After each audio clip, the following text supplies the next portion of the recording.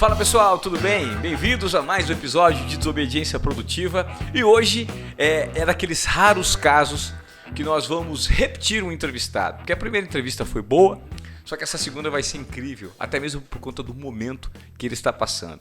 Mas antes de apresentar o nosso convidado, eu gostaria de pedir para que você, agora aqui, que é fã assíduo do Desobediência Produtiva, que você primeiro, se pudesse compartilhar esse conteúdo que a gente produz com todo carinho para você, para gerar algum tipo de transformação e provocação na sua vida pessoal e profissional, seria muito importante, porque a gente consegue amplificar a nossa voz aqui no nosso podcast para que mais pessoas sejam impactadas com esse conteúdo que é feito de uma maneira muito genuína, com um propósito muito direcionado para ajudar as pessoas a saírem da zona de acomodação. Então eu peço encarecidamente, se você não segue nosso canal aqui nas plataformas de áudio, no YouTube, por gentileza, faça sua inscrição, ative as suas notificações aí para receber quando vem episódio novo, porque aqui a gente só se propõe a entrevistar pessoas que fogem completamente do padrão, mentes brilhantes, né? E eu tenho o privilégio de receber pela segunda vez aqui um cara que é até difícil definir o que ele faz. Ele é um designer por essência, é um arquiteto de marcas, mas ele é um especialista em criatividade e que está vivendo um momento muito rico. Você quer aprimorar sua criatividade em algum segmento da sua vida? Então eu sugiro que você pegue papel e caneta ou preste muita atenção no que a gente vai falar hoje aqui para gerar algumas insights, algumas provocações aí que podem ser muito produtivas na sua vida. Eu tenho certeza que hoje eu vou aprender bastante, porque eu tenho o privilégio de pela segunda vez ter aqui do meu lado o Fernando De Grossi, um cara especialista nesse mundo de marcas, de imagem, de criatividade, de design, de estilo. Cara, que prazer ter você de novo aqui, hein, Fernando? Prazer é meu, tô feliz de estar aqui. Vamos lá, vamos desenvolver que você sempre leva para caminhos que não planejados. Cara, você é muito consolidado no meio da propaganda, do design. Você é um profissional premiado. Mas pelo que você estava me falando previamente, que você está vivendo um novo momento. E eu creio que novos momentos, momentos de reinvenção, eles fazem parte de mentes que se propõem a estar na vanguarda daquele segmento que elas atuam, né? Eu acho que... Queria que você falasse um pouquinho do seu momento. O que é o Fernando De Grossi hoje em dia, cara? O que mudou daquela entrevista que nós fizemos lá no ano passado para esse ano? Trazer essa mudança para cá tem que trazer muito do meu lado pessoal. Acho que o meu lado... Não o lado profissional mudou, porque eu sempre tive a minha agência, sempre procurei me desenvolver na parte estratégica de marca, fazer com que os projetos façam com que as marcas que eu trabalho se exponham de uma forma diferente. Então tudo isso está tudo certo. Mas eu acho que cada um dentro de si tem que ter uma sede por algo diferente, algo maior, outros momentos. Assim a gente vai em busca desse a mais, desse tempero a mais que tem que ter na vida para seguir, né? Quando você pega um artista, por exemplo, o artista ele passa por momentos, né? Então às vezes ele está num momento mais colorido, às vezes ele está num momento mais preto e branco, às vezes ele está num momento mais geométrico. Cada um fala de alguma especialidade que está acontecendo na vida desse artista naquele momento. Então esse novo momento, eu acho que é um momento atual, mas amanhã ele já não vai mais ser novo, e aí a gente vai buscar um novo. Eu acho que Perfeito. Esse é o grande barato. Você tá toda hora se movimentando para não deixar a cabeça esfriar. Quando você topa que aquele modelo de projeto, de trabalho é o que você vai fazer para sempre, acho que perde um pouco a graça, né? Então aprimorar naquilo que é mais estratégico, funcional, que é a parte do design, né? O design ele é estratégico, ele é funcional, ele tem que ter objetivo. Mas dentro desse processo criativo nosso tem que estar sempre buscando algo novo, algo diferente que te motiva a dar próximos passos.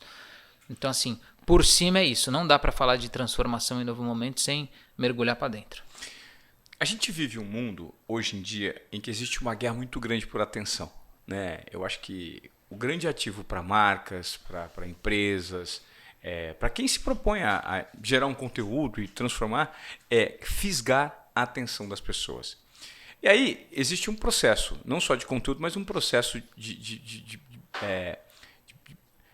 se mostrar de uma maneira esteticamente muito bonita, muito atraente, né?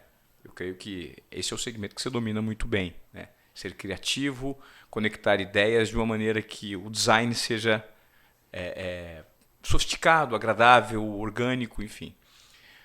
Porém, as pessoas se esquecem do que existe por trás. Hoje, com essa quantidade enorme de conteúdos direcionados e com uma necessidade muito grande de aparentar estar bem, marca, pessoas, situações, as pessoas estão, e as marcas também estão se preocupando talvez um pouquinho menos com o conceito, com o que existe por trás, com a simbologia do que de fato as coisas significam. Eu acho que sim, eu acho que assim, existe um vício de marcas que também é o vício do ser humano, né? Que é ir em terreno seguro.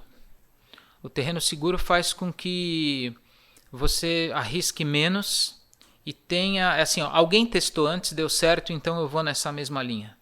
Né? Vamos pegar... Copiando cartilhas, assim. Exatamente, vamos pegar exemplos paralelos. De uma marca de cereal que vai entrar no mercado e de alguém que vai ter uma ideia qualquer para postar na sua rede social. A marca de cereal que vai para o mercado, ele vai olhar para o mercado e vai falar o que funciona. Existem vários códigos que precisam ser respeitados de dar vontade de comer, de mostrar que o produto é fresco, uma boa fotografia, uma série de coisas que entram no objetivo desse design estratégico. Tá. Então eu vou lá e obedeço, eu sigo o rebanho, né? Então eu olho para o que funciona, sigo aquilo e sei que vai vender. Aí depois tem as outras estratégias de preço, qualquer outro argumento que entra ali de venda, né? Uma promoção, o que vai fazer aquilo vender, entra muito na estratégia de marca o público que está se falando, um produto mais barato, feito com produtos mais naturais ou não. Então, ok, tudo isso aqui é estratégico. Mas o público ele tem uma sensação quando olha para aquilo. Se eu quero ser diferente, a sensação que eu tenho que passar é de algo diferente. Se eu quero ser único, a mesma coisa. Fazendo um outro paralelo. Eu atendi muito escritório de advocacia. Todos os escritórios de advocacia falam, eu sou... primeiro que eles sentam, os escritórios, e acho que qualquer cliente, né, que está nascendo, independente da categoria, não só escritório de advocacia, a maioria vai passar um briefing, não de quem ele é, mas do mercado que ele atua. Então, quando chega um escritório de advocacia e fala, eu sou ético. Cara, isso é o mínimo. Né? Eu entendo do processo A, B e C, da área de atuação A, B e C. Eu sou próximo ao cliente, eu sou um escritório boutique. Tem os top 10 checklists que você sabe que você vai ouvir num briefing de escritório de advocacia. Então, esse cara que vai e ele fala, só que eu sou diferente. E quando você pergunta, o que te faz realmente ser diferente? Ninguém tem a resposta. Porque deixou de olhar para dentro. Deixou de olhar para o seu posicionamento, para o seu propósito, etc. E aí fica mais fácil com que esse escritório de advocacia comece a olhar para outros e fala assim, opa, eu preciso estar nesse terreno de apresentação estética. Porque se eu não estiver nesse terreno, as pessoas não vão me perceber como um escritório de advocacia. Entende? Sim. Então, tanto lá para o cereal quanto para o escritório de advocacia, falta um pouco de coragem de ser único. Acho que é esse que é a grande questão. Agora vamos passar para as pessoas. Eu vou postar algo na minha rede social. Eu sou um pouco mais, sei lá, se existe uma pessoa um pouco mais carismática, que quer fazer um meme, quer fazer uma brincadeira, ela navega, olha o que estão fazendo e faz igual. Tem vários memes. Tanto que tem memes prontos que já vem até uma musiquinha pronta num Reels da vida, alguma coisa que provoca a todo mundo fazer igual. Agora, quem fez pela primeira vez aquele meme que explodiu? Alguém corajoso. Sim. Alguém que não teve medo de pagar mico, alguém que fez porque achou aquilo interessante. Então, assim, o excesso de informação que tem hoje, ele vicia para você não buscar o seu particular. Ele te leva para um ambiente que você fala assim, eu já tenho muita peça aqui na mesa, eu vou pegar alguma dessas. Eu não vou virar para essa mesa vazia e vou criar a minha peça. Perfeito. Entendeu? Acho que tanto para a parte de desenvolvimento criativo pessoal, tanto para a parte de desenvolvimento estratégico de mercado para qualquer marca. É interessante o que você falou, porque me remete muito a quanto mais dentro, mais fora. O processo de descoberta interior, naquilo que de fato faz sentido para você e se diferencia, é um processo solitário, complexo e que muitas pessoas não estão dispostas a viver, né? Porque é difícil. Fazendo uma provocação para você que está agora acompanhando aqui o Desobediência Produtiva. Se eu te perguntar, o que te diferencia de fato, de forma genuína naquilo que você faz, por que você se considera um ser humano único e você de fato é um ser humano único, que não existe nenhum ser humano replicado, alguém geneticamente igual a ninguém. Todos você somos únicos e irrepetíveis. Únicos e irrepetíveis. Por que a sua digital é única? Você será que conseguiria explicar para mim ou para o ambiente que você, né, circula, qual é a sua genuína diferença em relação àquilo que você acredita, que você valoriza e o que você faz? Talvez essa seja a grande dor, né, Fernando? E você está aí para solucionar a dor dessas pessoas, ou pelo menos dar o direcionamento e o caminho. Isso exige um nível de autoconhecimento muito grande. Talvez seja o momento que você esteja vivendo, né? Porque um profissional como você, que se propõe a estar na vanguarda do conhecimento, naquilo que você faz, nas experiências que você passa para se reinventar enquanto profissional, qual que é hoje a maior dificuldade para encontrar a essência de marcas? É extrair isso dos clientes, das pessoas? E se sim, qual que é o processo que eventualmente você usa? Acho que a maior dificuldade é exatamente o que a gente falou anteriormente sobre ter muitas cartas na mesa, Sim, né? Muitas peças na mesa. Ninguém quer ser diferente. Vamos dar um exemplo. A Copa fez seu mascote um turbante voador, que chamam de fantasminha, criticam, Gasparzinho, um monte de coisa. Só que foi o único mascote corajoso de não ser um animal. Teve o da Itália, que era era uma peça artística ali toda quadriculada. Mas quando você sai um pouco daquilo que está no costume do padrão, as pessoas criticam. E aí você fica com medo da crítica. Então você não sai do padrão. É um ciclo muito ruim, assim. E as marcas a mesma coisa. Elas acham que se elas saem do padrão, elas não vão vender, porque elas têm metas, está tudo certo, né? Existe muito investimento em produto. Tá. Então, assim, eu não posso errar.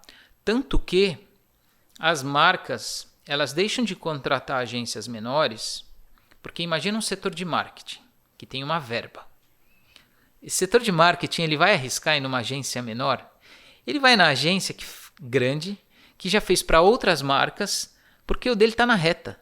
Ele falou, não, pelo menos eu escolhi uma agência boa para fazer isso. Claro. Eu escolhi uma agência que também fez para o fulano, beltrano e ciclano, que deram certo. Aí a tomada de risco é menor. Exatamente. Que aí é aquele negócio assim, eu faço com a agência ou com o profissional que fez para e não que fez único. O que eu quero dizer com isso? Quando você contrata alguém, e isso caiu para mim também, eu só comecei a dar virada de chave profissional porque era o cara da Heineken, era o cara da Gol, era o cara de Wimbledon. Não é o cara que fez aquilo. Se eu pego o mesmo pôster de Wimbledon e faço para o torneio de clube, sei lá, do torneio de tênis do meu clube, ia ser uma peça muito menos valorizada. Porque eu fiz para quem? Então, assim, esse padrão do mercado é o inimigo natural de todo mundo. Agora, olhar para dentro e buscar o seu processo criativo, que eu acho que foi a base aí da sua pergunta, você tem que ignorar tudo isso. Você tem que realmente fazer com que todas essas informações, todas essas estratégias de contratação de grandes agências, você tem que sumir com isso da frente. Porque é muito fácil você ser enviesado para seguir o que todo mundo faz. Mas o mercado está preparado para isso? É isso que eu te pergunto. Quem está apto hoje a esse tipo de tomada de risco, né, e apetite, levando em conta essas métricas que existem no mercado? Porque as empresas de grandes as multinacionais querem, o marketing tem uma responsabilidade grande, tem que entregar, tem que dar resultado a curto prazo. Você acha que o mercado está preparado para isso? Eu acho que o mercado está preparado, e toda essa coragem que eu digo para as pessoas apostarem, talvez eu também não teria em algum consumo da minha vida. Uhum. Eu também, se eu fosse lá na de cereal e visse uma completamente diferente, só que eu queria ali o docinho divertido para minhas filhas, eu iria na embalagem que me trouxesse mais essa sensação, porque design é muito sobre sensação. E essas sensações, ele capta qualquer tipo de consumidor. Quando você vai apresentar uma marca, as pessoas olham para aquela marca e falam, isso tem cara de. Então, por exemplo, se Você vai apresentar uma marca para um escritório de advocacia que você saiu do padrão. Aí você tem cara de escritório de arquitetura. Exemplo. Uhum. As pessoas querem que os seus projetos tenham a cara da onde eles estão contidos. Entendeu? Senão eles acham que o projeto não vai funcionar. Por isso que eu acho que o mercado às vezes não está preparado para dar saltos de coragem. E aí, sabe o que acontece? Quando alguém tem coragem e funciona, vira referência. Aí vira padrão. Todo mundo vai fazer a referência que vira padrão. Exatamente. Ninguém quer mais usar roxo do Nubank, né? Ninguém quer mais fazer algum tipo... Por exemplo, existe um modelo de ilustração que surgiu aí nos bancos de imagem, que são pessoas um pouquinho desproporcionais, ilustração chapada, ilustração que você vê hoje em campanha de banco, você vê em lata de refrigerante ou de suco. Todo mundo que quer inovar entendeu que essa linguagem de ilustração é uma linguagem que vai mostrar a inovação. Porque alguém iniciou esse movimento de usar esse tipo de ilustração para inovar. Se você quiser, Ivo, até para depois dividir, eu te mando esse tipo de ilustração e 3 mercados completamente diferentes, 3 marcas completamente diferentes que estão utilizando esse mesmo padrão de ilustração. 3 segmentos diferentes 3 do mercado. segmentos diferentes que usam esse mesmo padrão de ilustração, porque esse tipo de ilustração, ele mostra que eu sou descolado. Quem quer ser descolado, usa esse padrão e ninguém vai atrás de um novo padrão de ilustração que também mostra o que é ser descolado. Claro. Então, assim, é um rebanho muito, enfim, que estraga o mercado, infelizmente. Complexo, né? O processo criativo, ele é um processo... Como que é o seu processo criativo? Porque você é um cara muito criativo em tudo que você faz. Imagino que a sua intuição esteja o tempo inteiro com você ali. Você é muito sensitivo, olha, observa, analisa. Enfim, é um cara que está o tempo inteiro aberto para receber estímulos. Sim. Né? Você depende disso. Né? Agora, o que existe por trás da figura desse profissional que já ganhou prêmios internacionais, que entende o mercado, que tenta se disruptar a todo momento? E como é que você usa esse estímulo do ambiente que você orbita? Onde estão suas fontes, né, de estímulo? Primeiro que para você, quando você gosta de algo, naturalmente você passa a prestar atenção nesse algo. Uhum. E eu acho que quanto mais você gosta, mais você presta atenção e mais consumo de uma biblioteca mental você tem. Colocar muitas coisas na cabeça, de tudo aquilo que você observa, te dá repertório. Uhum. Tem que saber quando utilizar determinadas partes do repertório. Mas o mais importante, quanto mais coisas você tem na cabeça, mais fácil você fica de conectar essas coisas. Então, durante todos os processos que eu participei de concursos e que eu acabei vencendo, algumas pessoas falavam para mim, como você chegou nessa ideia? E eu não sabia explicar. Perfeito. Não sabia explicar de jeito nenhum, porque eu achei que era uma coisa minha. E a primeira palavra que eu falava é, goste de algo, estude sobre algo e você passa a fazer isso naturalmente. Existe o lance do desafio, de você querer vencer, de você se debruçar em cima de um lápis e um papel para colocar tudo em prática. Mas eu precisava entender qual que era esse processo. Por quê? Porque eu fui provocado a fazer um curso onde eu poderia ensinar o processo criativo. Então eu comecei a voltar um pouco no tempo e visitei diversos projetos que eu fiz e que deram certo. Eu percebi que tinha muitas coisas em comum nisso. E eu fui colocando tudo no papel. Tudo o que foi chegando de passo a passo, aonde eu precisei voltar num passo, porque eu acredito uma coisa, que processo criativo ele não é linear. Ele é meio aspiral, né? Ele é meio circular. Uhum. Você tem que revisitar o início do seu processo criativo para fazer se faz sentido, etc. Então eu fui colocando tudo isso no papel e aí eu cheguei e falei assim, olha, existe um roteiro aqui, existe um roteiro criativo para você chegar do nada até uma boa ideia. Todo mundo pode seguir esse processo. Só que o tempo vai fazer com que você ganhe uma coisa que é fundamental: ser o curador das suas próprias ideias. Quando você tem muita coisa na mesa e você consegue definir o que serve para determinado objetivo que você está fazendo aquela criação, você ganha um up, certo? Então, dentro desse processo criativo, eu fui distribuindo alguns passos, só que eles precisariam ser circulares. Eu chamei de método 888. Legal. Porque são 8 etapas. Começa aqui, tem 3 oitos. Cada 8, né, cada círculo do 8 está conectado com a parte de baixo, né, deles. E é um círculo, são 3 etapas, né, porque é 888. Essa etapa é dupla e você interage muito entre essas 2 etapas de cada 8. Tá bom. E aí você vai fazendo isso passo a passo. E aí eu falei, eu vou voltar no tempo e vou testar se isso que eu desenhei funciona no projeto A, no projeto B.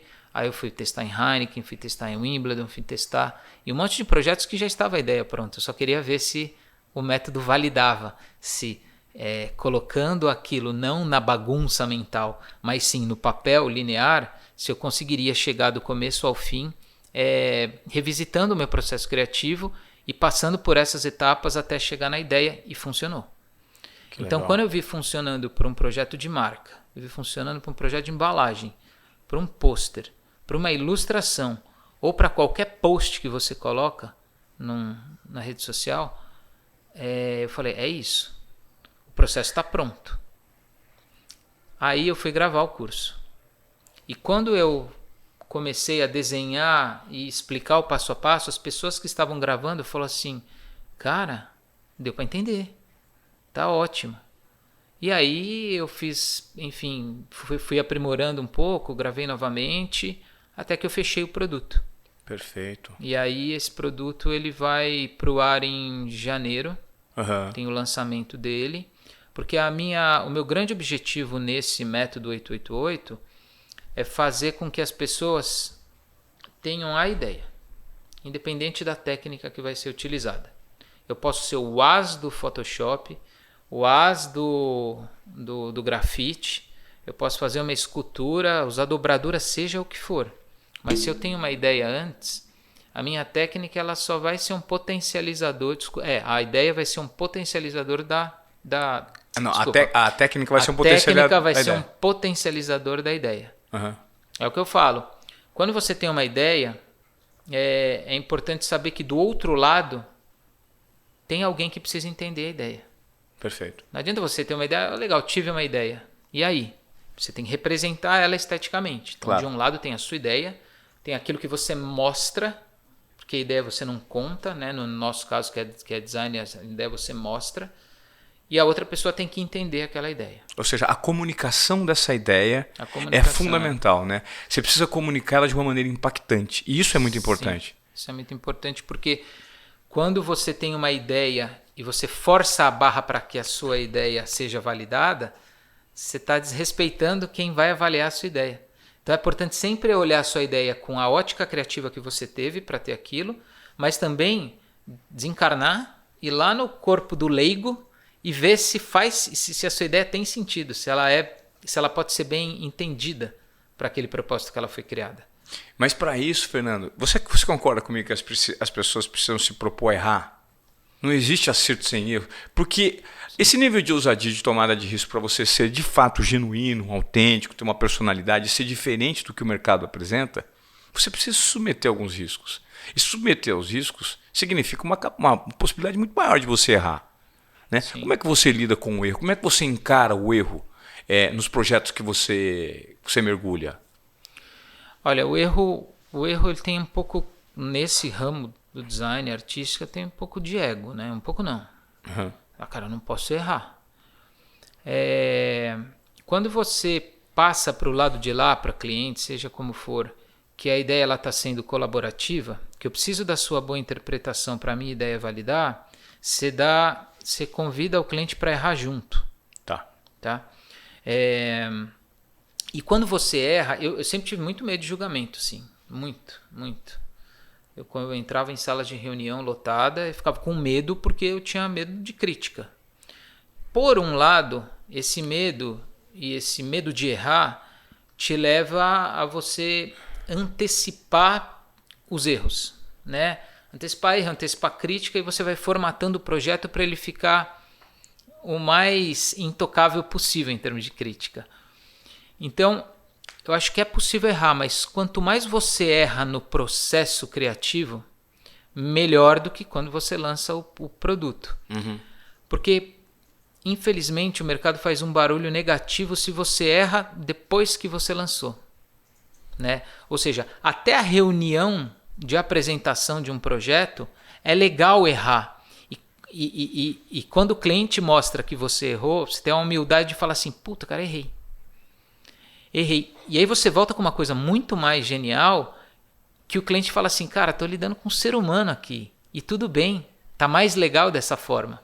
Né? E pede ajuda para o cliente para entender o seu erro e tal. Agora, você não pode, a partir do lançamento do produto, ter esse erro, né? Claro. Então, acho que esse laboratório criativo, onde você convida o cliente, passa até a abrir o seu processo criativo. Assim, as apresentações de marca que a gente faz, ela é super tranquila. Né? De projeto gráfico, ela é super, super tranquilo mesmo. Assim. A gente convida o cara para olha, você também está criando essa marca junto com a gente. Né? A gente não tem aqui o objetivo só de mostrar o fenomenal. A gente está aqui com o objetivo de criar insights para vocês, de repente, fazerem o fenomenal. Né? Um processo de naming, por exemplo, que é dar nome para as empresas. Eu não estou aqui para falar, ó, eu estou te apresentando 8 nomes, e se aqui não estiverem os 8 nomes, a gente não... sei lá, eu não fiz um bom trabalho. Não, eu estou te apresentando 8 nomes para te gerar insight, para você também trazer nomes para a gente. Que a gente está mais ou menos no mesmo barco, sabe? Então a parte autêntica, criativa, a parte onde você, por exemplo, o nosso branding ele é mais objetivo, ele é mais visual, ele é menos 1000 post-its na parede. Tá bom. Né? Ele é mais, olha, é assim. Por quê? Porque como a gente acredita que o visual ele é muito impactante e traz as sensações, vamos colocar na mesa o visual logo. Vamos pular a etapa de 1000 post-its, vamos trazer para cá o visual e vamos entender aqui o que esse trabalho significou para você, qual a sensação que trouxe. É por aí. Legal. Você falou do seu curso que você já inclusive gravou. Esse curso é destinado para quem, Fernando? E qual o objetivo? Ele é para pessoas, é só para profissionais do mercado de design, de marcas, ou qualquer pessoa pode fazer esse curso para depurar o processo criativo dela, se questionar? Qual que é a ideia? Qual que é o público? Quando a gente fala de ideia, lembra que tem a ideia, tem a representação dessa ideia e tem o entendimento da ideia do outro lado. Como a representação da ideia é visual, serve para qualquer profissional que mexe com a comunicação via imagem. Tá. Designers, arquitetos, artistas. Eu sempre recebo muito questionamento. Aliás, eu não gosto muito disso, eu sempre recebo, porque na verdade é um questionamento que eu muito me faço. Qual é a diferença do design e da arte? Né? E assim, ele não é a ideia não é estratégica, a ideia você pode fazer para um post, certo? Então, existe a diferença entre arte e design, né? Que as pessoas falam que, de repente, elas acham que todo o projeto ele tem que ter uma estratégia por trás. O design ele é mais solto. Então, o curso serve também para você ter ideias soltas. Eu chamo de liberdade criativa, aquilo que você não tem compromisso com nada, mas você quer criar. Tá. Você quer colocar ali na sua gaveta ou você quer publicar na internet. Tá bom. Normalmente essa ideia tem a ver com timing, né? Para você passar alguma mensagem. O timing para a ideia é extremamente importante. E aí, então assim, o objetivo tinha um questionamento meu, voltando um pouco, quando eu gostava muito de desenhar. E a gente está falando de técnica. Tá. Quando eu vi um papel em branco, sempre me pergunta, mas o que eu vou desenhar? É isso. É para você encarar o papel em branco de uma forma mais leve. Você ter uma ideia para colocar nesse papel em branco e depois você escolher a técnica que você quiser. Nesse curso a gente não fala de técnica. Por quê? Porque você pode pegar uma ideia e representar ela como você quiser. Então assim, mas eu sou engenheiro, eu vou poder fazer esse curso? Talvez, se você tiver a sensibilidade de fazer uma analogia entre o processo criativo para algo visual, para você implementar nos seus projetos de engenharia, você pode fazer o curso. Entendeu? Porque eu vejo tudo que vai muito da sensibilidade de quem está captando um tipo de informação para fazer essas conexões. Se isso que eu estou aprendendo aqui serve para o que eu quero fazer. E eu vejo muito assim, tem gente que... Eu já recebi um amigo meu que falou, cara, mas eu não sou da sua área, mas eu quero muito saber como funciona. Vou comprar, quando você lançar eu vou comprar. E falei, ok, você vai se divertir. É como se você estivesse na Netflix assistindo um documentário sobre ter ideias.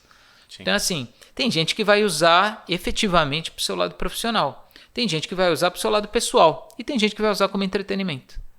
Eu acho que o curso é bacana por causa disso. E eventualmente você vai usar para guardar e ele sai no momento, seja pessoal, seja profissional. Porque quando você vai para o curso de técnica, o curso que te dá técnica, você é um curso de crochê, ele te provoca a você ir lá testar se você aprendeu aquela técnica. Claro. O curso de ideia não, ele vai ficar guardado. E se você assistir 1 ou 2 vezes, fica mais guardado ainda. Eu vejo que todas as experiências que a gente tem de captação de informação não tem que ser com a pressão de utilizá-la imediatamente, mas sim de você entender e conectar. A mesma coisa quando você está lendo livros de autoajuda, né? Eu não acredito muito em livros de autoajuda que aquilo vire uma cartilha que todo mundo vai usar igual. Um livro de autoajuda bate diferente em você do que em mim. Claro. E se você tem uma coleção de outros 3 livros de autoajuda que eu não leio, a sua conexão entre esses 3 livros vai ser diferente da percepção que eu tive sobre o mesmo livro que você teve. Claro. Então assim, é muito óbvio que o processo individual de utilizar um método criativo e das conexões que cada um faz é muito particular, né? Esse curso ele está dando uma super ferramenta, mas que bom que ela não seja única, que ela seja somada a outras vivências para que a pessoa consiga realmente fazer as conexões necessárias para a sua criatividade. Isso me lembrou agora o discurso do Steve Jobs, né, do Connected Dots. O Steve Jobs, no discurso que ele deu como paraninfo lá em Stanford, ele explica que durante toda a trajetória dele, ele alcançar o sucesso que ele alcançou só foi possível por conta das situações que ele se predispôs a viver, né, em relação ao design. Ele era um cara que gostava muito de design. Sim. Mas por que você gosta de design?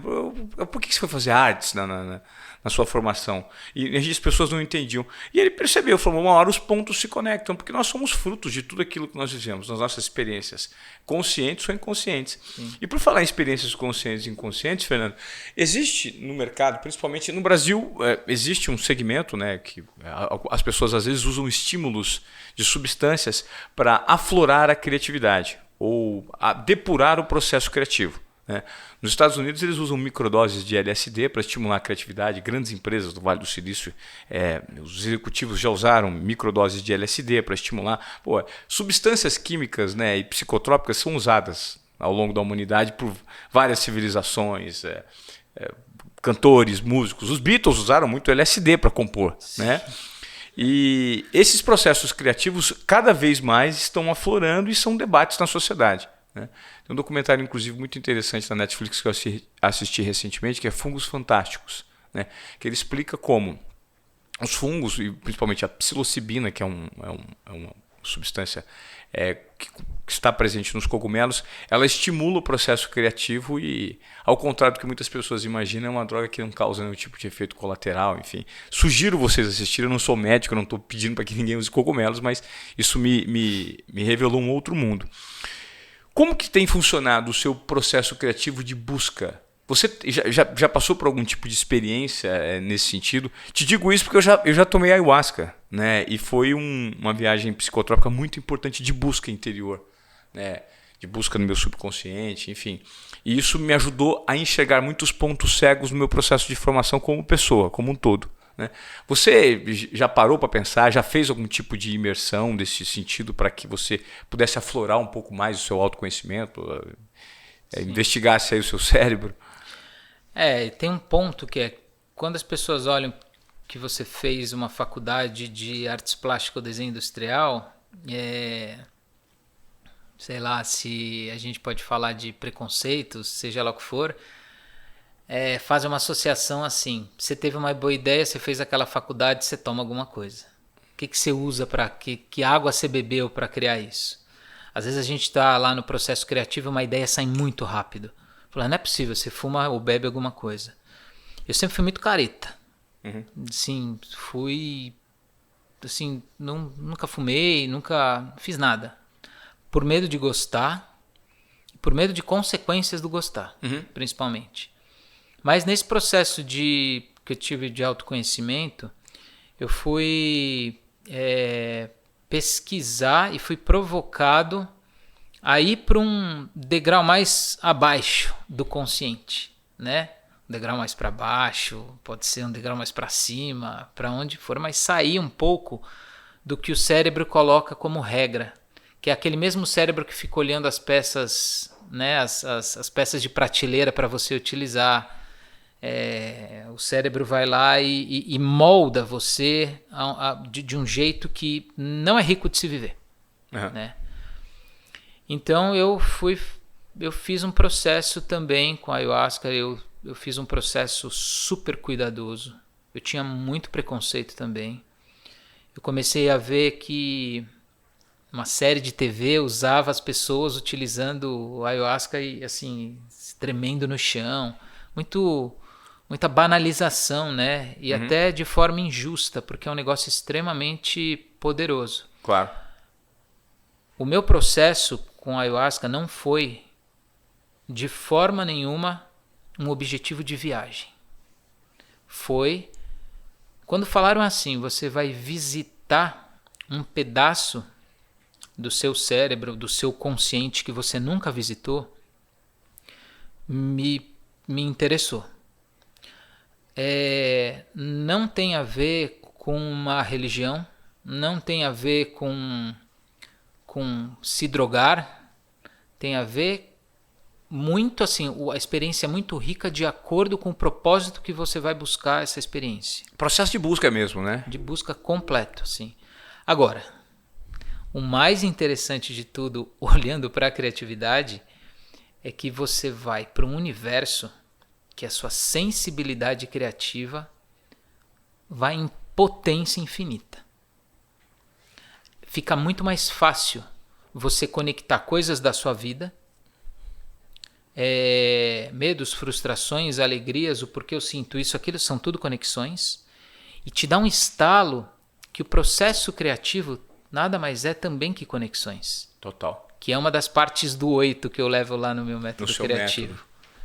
E eu fiz o método antes dessa experiência. Você fez uma experiência uma única vez? Uma única vez, individual, um processo extremamente cuidadoso, durante 5 horas, e foi muito rico assim. Não gosto de falar para as pessoas façam, claro. Não gosto também de falar não façam. Lembra, somos únicos. Para mim, teve de repente foi uma experiência única dentro do meu contexto, né? Eu acredito que, eu até brinquei, né? Saí lá, eu gosto de levar as coisas de uma forma mais descontraída. Eu falei, gente, quando os caras forem criar o próximo filme da Pixar, manda todo mundo tomar esse chá e brainstorm o dia seguinte. Vai ser o melhor filme do mundo. Porque... Mas bobear, a galera já faz isso. Exatamente. Não, levando em consideração que as pessoas lá de dentro já são criativas, ele potencializa. Eu acho que é isso. Você potencializa, porque pensa assim. Teve uma pessoa que me falou, o ayahuasca é assim, ó, você sabe de uma coisa, mas ele pega na sua mão e fala, vem cá que eu vou te explicar, só que eu vou desenhar para você. Você já sabe disso, mas eu vou desenhar, para materializar um pouquinho. Aí vai lá e desenha.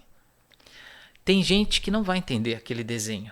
Tem gente que não vai entender as conexões que está dentro desse processo, né?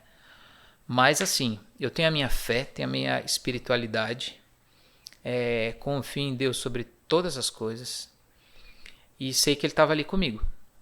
Por isso que eu fui. Porque assim, ó, me mostra o caminho e eu fui muito, muito, muito preparado. Eu fui feliz. Você não está com medo, Fernando? Não, não estou com medo. Eu fui feliz. Fui feliz e tive uma experiência única, indescritível, que a maioria das pessoas que você conta isso, elas já julgam dizendo que é uma viagem. De fato mas é uma viagem para dentro. Claro. Isso aflora demais. É uma viagem de descoberta interior, né, cara? É uma viagem de iluminação, né? De jogar luz sobre pontos que eventualmente estão ali, que precisam ser comunicados. Na experiência que eu tive com a ayahuasca, eu, de fato, para resumir, eu acho que ela conseguiu antecipar, eu acho que anos de terapia e de processos de busca que eu precisava conversar comigo mesmo e que eventualmente isso demoraria, né, para algumas fichas caírem. Então, nada mais é do que detecção de algumas situações de quem de fato você é, sobre uma ótica muito mais profunda e que você consegue tirar vários pontos de escuridão que estão ali, e isso significa se deparar com uma versão às vezes feia, equivocada, ruim, sua, e que não significa que ela não existe, ela existe, mas você ter consciência de que ela existe, saber lidar com essa dificuldade, com esses pontos de atenção, com essas características negativas que eventualmente nós temos, é muito rico também, né? É jogar luz para, de fato, quem você é, né? Ou por uma busca um pouco mais profunda. Eu acho que deve ter passado por esse processo, porque o processo como um todo ele não é fácil. Ele é complexo, né? Mas assim, uma coisa que me deixou super feliz, isso falando mais da parte profissional, é tudo sobre conexão. É tudo. Você chora hoje, se você conecta o seu choro hoje ao choro que você tinha aos 6 anos, você vai ver, às vezes a dor é a mesma. E aí você acolhe essa dor que você tem, esse choro, sabendo da onde ele vem. Então isso serve para o choro, só que serve para a felicidade, serve para a inspiração. É tudo conexão. Quando a gente consegue conectar aquilo que a gente observa ao nosso redor e começa a conectar também com as coisas que a gente já tem dentro, a ideia, a criatividade, a inovação vem muito mais fácil. Porque você sai desse mundo do rebanho. Você sai desse mundo que todo mundo está impondo que deve ser isso. Entendeu?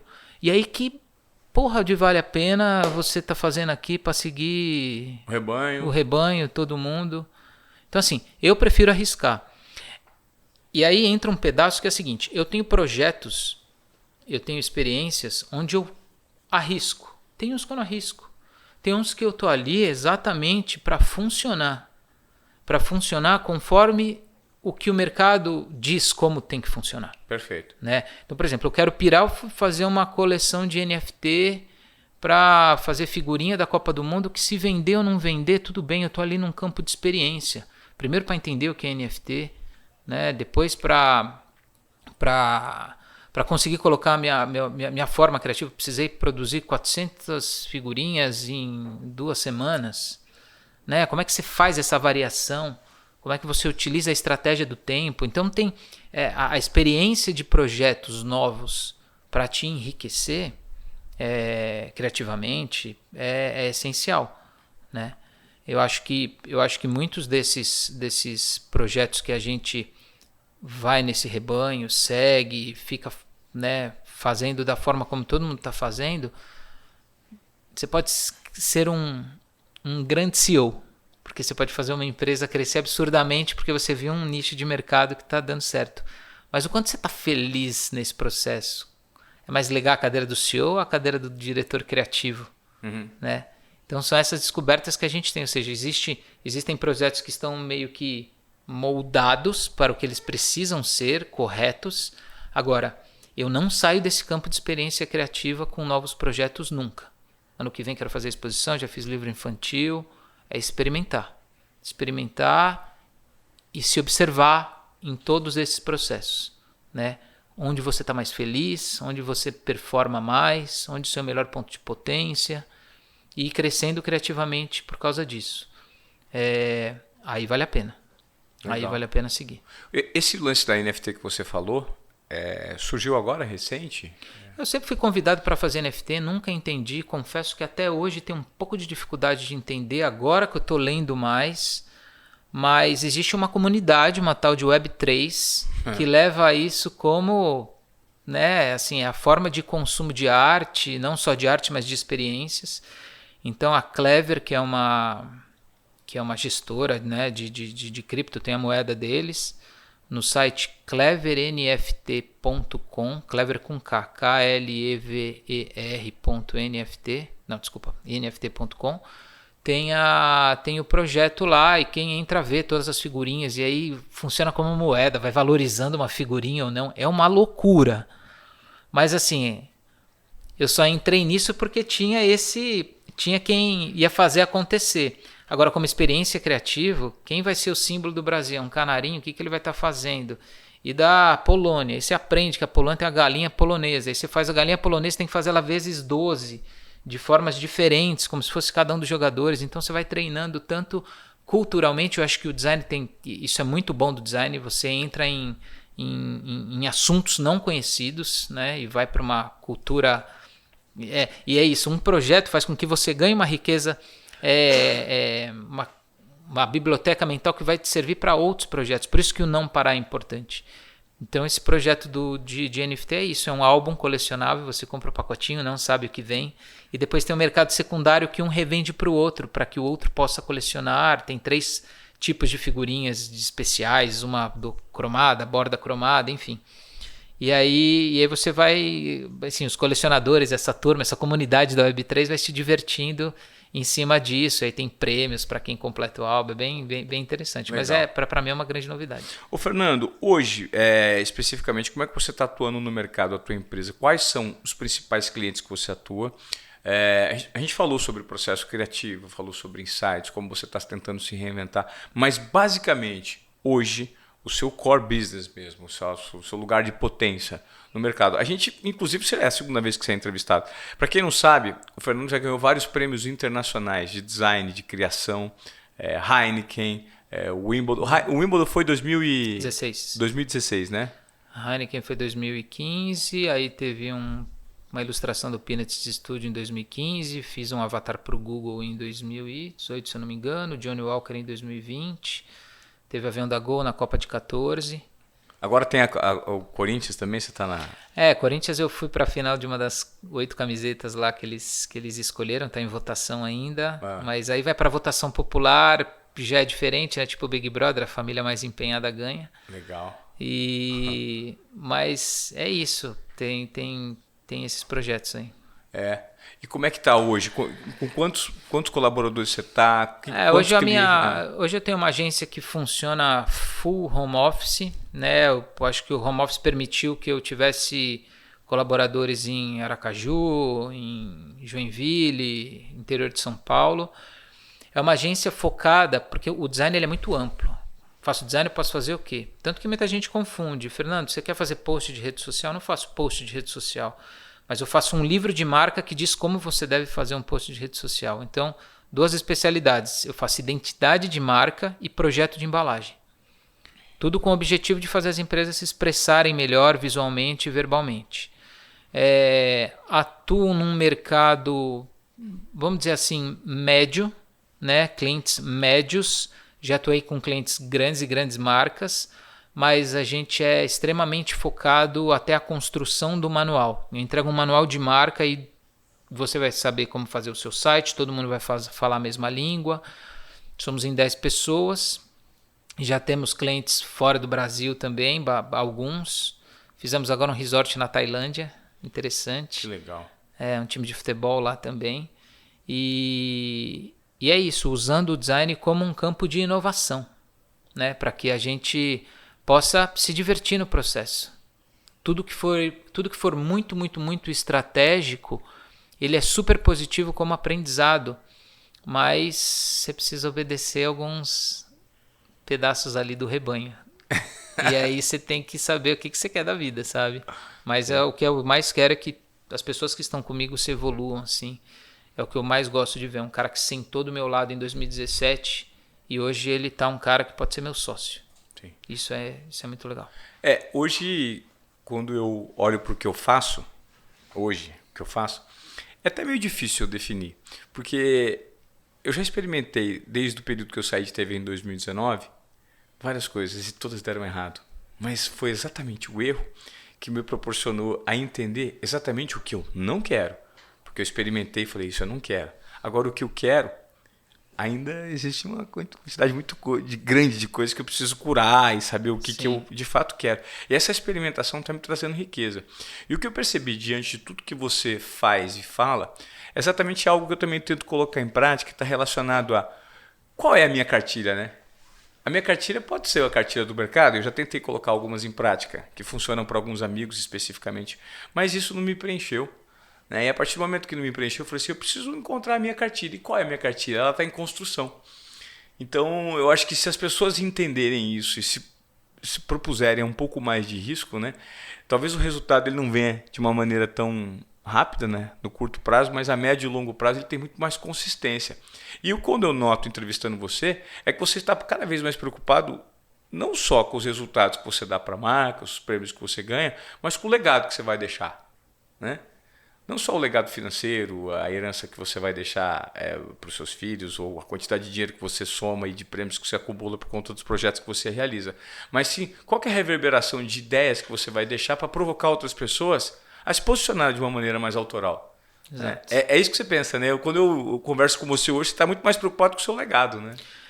O que eu quero só é que todo mundo dentro desse mercado, assim, as pessoas olham concorrência como algo negativo. O que eu quero dizer?